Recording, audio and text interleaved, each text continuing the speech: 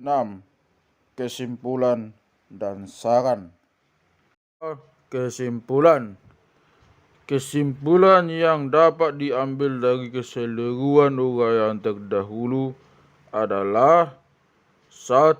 Naskah Nanjom Bailik adalah suhutan atau cerita yang memuat kehidupan masyarakat Batak pada masa lampau yang membicarakan banyak hal antara lain tentang tradisional dan adat istiadat, pengetahuan, kepercayaan, dan ketentuan-ketentuan yang pernah dipedomani orang Batak sampai saat ini masih ada dan terus dipedomani.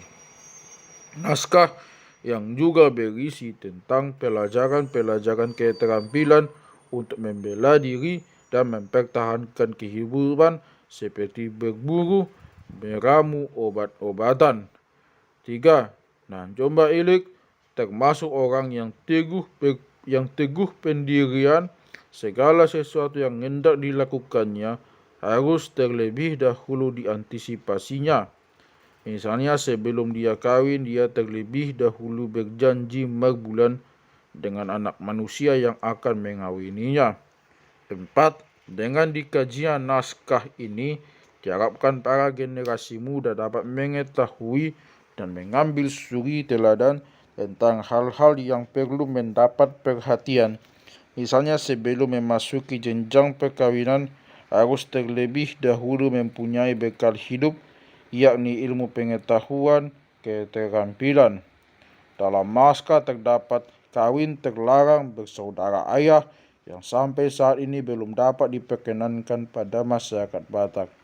Dengan terjadinya kawin terlarang antara Nanjom Bailik dengan Raja Manubung di Langit, maka mereka harus keluar kampung dan terjadilah kampung baru. Dengan demikian terjadinya pengembangan kampung pada zaman dulu. Informasi, ajaran-ajaran yang dapat disampaikan dari naskah Nanjom Bailik adalah pengetahuan, keterampilan seperti menganyam, berbagai kerajinan dan meramu obat tradisional dan sampai sekarang masih diwarisi.